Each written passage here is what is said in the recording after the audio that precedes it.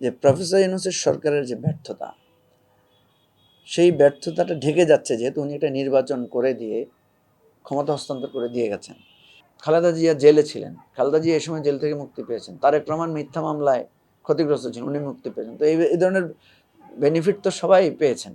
এবং এইগুলো এমন না যে উনি সরকার উনি ক্ষমতায় আসার পরে নতুন করে এগুলোর লাইসেন্স নিয়েছেন, এগুলো আগে থেকে লাইসেন্সের জন্য পেন্ডিং ছিল।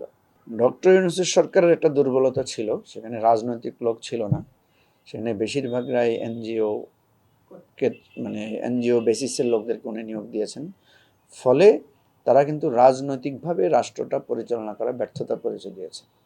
কিন্তু তাদের বিরুদ্ধে খুব বেশি অসততার দুর্নীতির অভিযোগ বেশি নাই। যে দুই একজনের ব্যাপারে দুর্নীতির অভিযোগ, সেটাও কিন্তু এখনো কোনোভাবে প্রমাণিত হয় নাই। তো আমরা যেটা মনে করি যে ডক্টর ইউনূস যাদেরকে নিয়োগ দিয়েছেন, স্বাভাবিকভাবেই উনি ওনার পরিচিত জনের কাছ থেকে, যেমন আপনি যার কথা বললেন স্বাস্থ্য উপদেষ্টা, অ্যাকচুয়ালি ওনার ছাত্রী ছিলেন ইউনিভার্সিটির, এবং উনি গ্রামীণ ব্যাংকে দীর্ঘ সময় কাজ করেছেন, ফলে ওনার প্রতি উনি নির্ভরশীল ছিলেন। আমি স্বাস্থ্য উপদেষ্টা সম্পর্কে যতটুকু জেনেছি, উনি কিন্তু নিষ্ঠার সাথে উনি কাজ করেছেন। হয়তো অভিজ্ঞতা না থাকার কারণে ওনার কিছু ফেলিওর থাকতে পারে, যেটা হামের টিকা নিয়ে কথা এসেছে। তো হামের টিকা নিয়ে তো আওয়ামী লীগ আমল থেকেই দেখা গেছে যে তারা টিকা কিনে নেয়, হয়তো তারা সেই জায়গাটা প্রপারলি বুঝে নাই বা প্রপারলি গুরুত্ব দেয় নাই।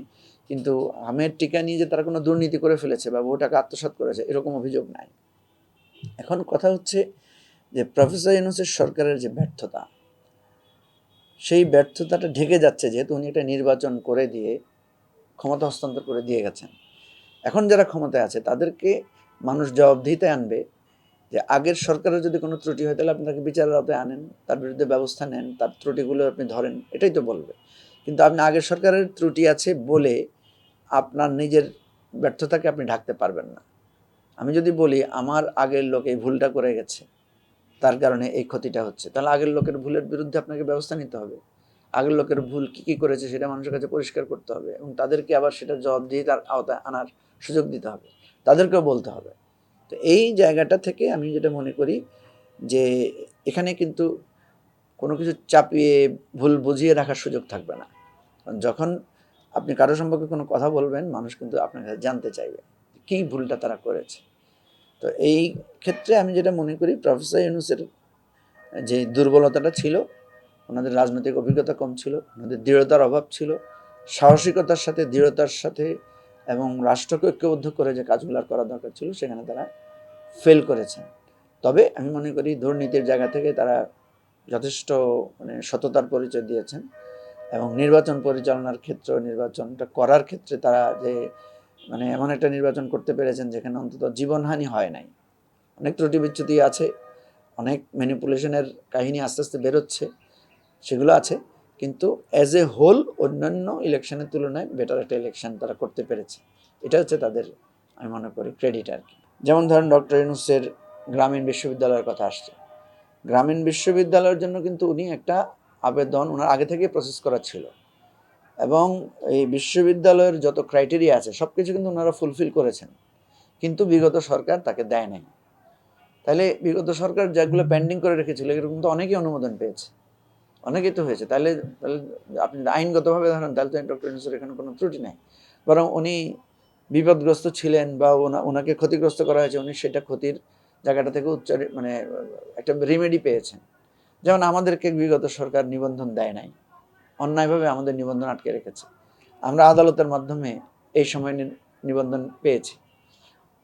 খালেদা জিয়া জেলে ছিলেন, খালেদা জিয়া এই সময় জেল থেকে মুক্তি পেয়েছেন। তারেক রহমান মিথ্যা মামলায় ক্ষতিগ্রস্ত ছিলেন, উনি মুক্তি পেয়েছেন। তো এই ধরনের বেনিফিট তো সবাই পেয়েছেন, সব রাজনৈতিক দল পেয়েছেন। বিভিন্ন ব্যাংক দখল হয়ে গিয়েছিল, সেগুলো মুক্ত হয়েছে।